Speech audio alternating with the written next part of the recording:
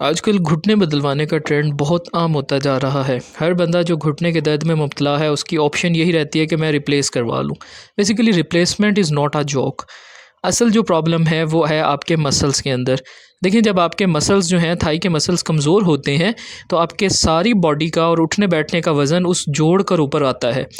जब आप देखेंगे कुछ लोगों को कि वो जब खड़े होते हैं तो अपने जो घुटने का जोड़ है उसके ऊपर हाथ देकर फिर अपने आप को उठाते हैं। उससे क्या है कि उनके मसल्स कमज़ोर हैं, वो अब जोड़ को ही इस्तेमाल कर रहे हैं। Welcome to my YouTube channel. देखिए, सबसे बड़ी प्रॉब्लम जो नी ऑस्टियोआर्थराइटिस के पेशेंट्स को आ रही है वो है कि गैप का कम हो जाना।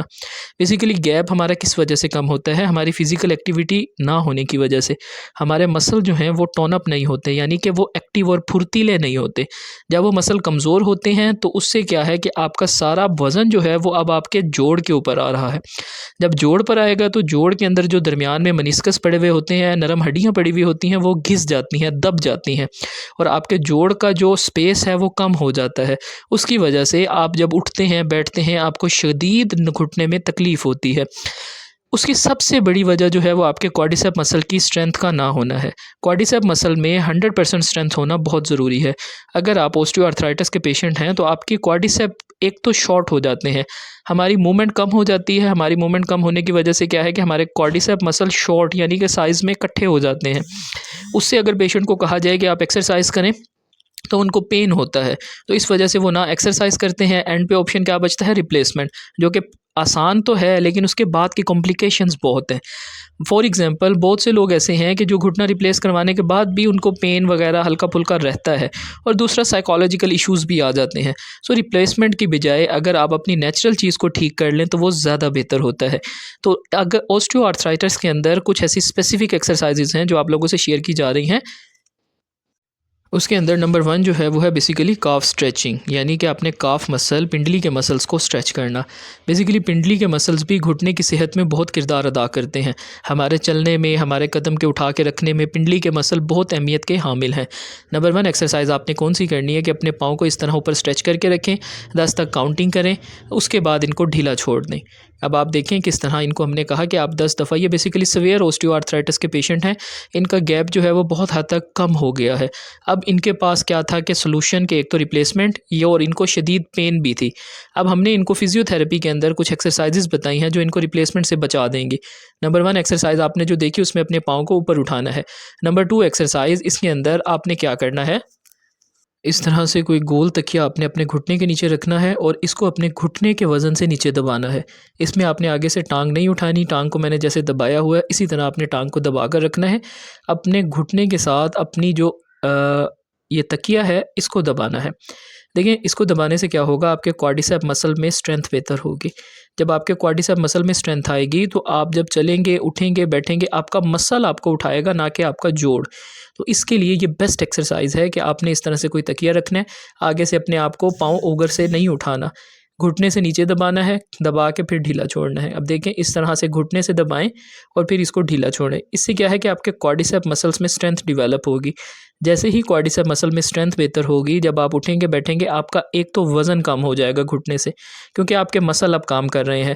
जब मसल कमज़ोर हो जाते हैं, शॉर्ट हो जाते हैं, तो उससे क्या होता है कि आपका जोड़ सारा काम कर रहा होता है।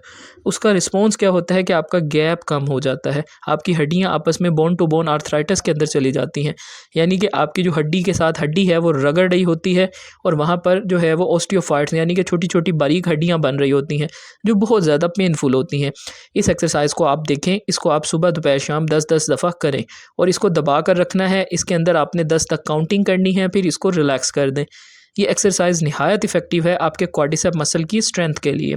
उसके बाद जो आप एक्सरसाइज देख रहे हैं, इसके अंदर आपने क्या करना है, आपने उस गोल तकिए के ऊपर एक और तकिया रखना है और आपने उसी तरह लेटे रहना है। अब आपने घुटने से दबाकर आगे से अपनी टांग उठानी है। ये बेसिकली पुली का सिस्टम करेगी। हमारी जो बॉडी है वो पुली के मैकेनिज़्म पर चलती है। लीवर के तौर पे हमारी बॉडी के कुछ जॉइंट वर्क करते हैं। अब इसमें देखें कि आप घुटने को दबाकर आगे से आपने टांग ऊपर उठानी है। जब आप इस तरह टांग उठाएंगे तो आपके क्वाड्रिसेप मसल, वीएमओ मसल, सारे मसल्स बहुत ज़्यादा स्ट्रेंथन होंगे, क्योंकि अब वो पहले जो था वो उनको हमने एक्टिवेट किया। अब जब आप टांगे से उठा रहे हैं तो मसल आपके काम भी कर रहे हैं और साथ में ज़ोर भी लगा रहे हैं। बेसिकली ये एक्सरसाइज जो है ये बहुत ज़्यादा इफेक्टिव है नी के अंदर। इसमें आपका क्वाड्रिसेप मसल की एक तो स्ट्रेंथ बेहतर होगी, आपका वीएमओ मसल एक होता है वास्टस मीडियालिस ओब्लिक, उसने घुटने की स्टेबिलिटी में अहम किरदार अदा करना होता है। तो जब आप इसको उठा के होल्ड करेंगे तो वो मसल भी स्ट्रेंथन होगा। ये बहुत ही ज़्यादा एक्टिवेशन और स्ट्रेंथनिंग वाली एक्सरसाइजेज हैं नी ऑस्टियोआर्थराइटिस पेशेंट के लिए। तो आपने नंबर 1 एक्सरसाइज में क्या किया, पाँव को ऊपर की तरफ उठाएंगे, काफ की स्ट्रेचिंग। नंबर 2 में आपने घुटने से दबाना है। नंबर 3 में दबा के रखेंगे और आगे से टांग उठाएंगे। इसको आपने जो है वो 10 टाइम्स रिपीट करना है, दिन में 3 दफ़ा, सुबह दोपहर शाम आपने ये एक्सरसाइजेस करनी है। उसके बाद एक बहुत ज़्यादा इफ़ेक्टिव एक्सरसाइज आपके नी के गैप को बेहतर करने के लिए, देखिए अब ये इस तरह से नमाज की हालत में जब बैठते हैं तो इनके घुटने में शदीद पेन होता है। आपने क्या करना है, इसी पोजीशन में बैठना है और आपने कोई बारीक सा मतलब कि पतला तकिया लेके अपने घुटने के इस जगह पर ऐसे फंसा देना है। फंसा कर फिर आपने इसके ऊपर बैठना है। इससे क्या होगा कि जॉइंट के अंदर ट्रैक्शन बनेगी। ट्रैक्शन ये होता है कि जॉइंट आपस में थोड़ा सा दूर होंगे। तो अभी इनको थोड़ा सा देखें, इसमें भी पेन हो रहा था। उसके बाद इनको मैंने उठकर कहा कि आप थोड़ा सा उठें, लेकिन अभी इनके घुटने में शदीद पेन है। वो पेन किस वजह से है कि इनका आर्थराइटिस जो है वो बहुत ज़्यादा हो गया है और साथ में इनका गैप कम हो गया है। तो अब आपने ये एक्सरसाइज जो देख रहे हैं इसको आपने किस तरह करना है, इस तरह बैठकर आपने फिर थोड़ा सा ऊपर उठना है और अपने तकिए को आपने घुटनों के अंदर फंसा कर इसके ऊपर बैठें। जब आप इसके ऊपर बैठेंगे तो आपके घुटने के अंदर इंटरनली एक ट्रैक्शन बनेगी, यानी कि जो आपका जोड़ करीब आ गया है वो अपोजिट जाएगा, क्योंकि इसको सामने से हम खींच नहीं सकते। अब आपने तकिए को बिल्कुल अपने करीब करना है, पहले उसके ऊपर बैठें, फिर उसको उठाकर जॉइंट के अंदर फंसाएं। आप अपनी जॉइंट के दरमियान में इसको फंसाकर फिर इसके ऊपर बैठ जाएं। आप ज़्यादा देर इसके ऊपर बैठें, दिन में कम से कम 10 से 20 दफ़ा इसके ऊपर ऐसे बैठें। अब देखें, आप फिर ऊपर उठें, फिर इसके ऊपर आप ऐसे बैठें। ये नहायत इफ़ेक्टिव एक्सरसाइजेज़ हैं नी ऑस्टियोआर्थराइटिस के लिए, क्योंकि जब आपका गैप रिड्यूस हो जाता है तो आपको नी बेंड करने में प्रॉब्लम होती है। तो आप अगर इस तरह से ट्रैक्शन लेंगे तो आपका जो गैप है वो बहुत हद तक बेहतर होगा। जब गैप बेहतर होगा तो आप बेहतर महसूस करेंगे।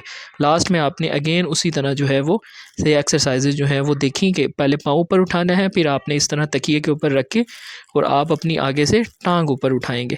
और ये इसमें लास्ट में मैंने इनको ये है कि डबल जब पिलो रख दिया उसके बाद इनको होल्ड रखा कि आगे से आप हाथ रखें और इनको कहीं दबाएं, क्योंकि अब ट्रैक्शन और प्रेशर ज़्यादा होगा क्योंकि ऊंचाई ज़्यादा है।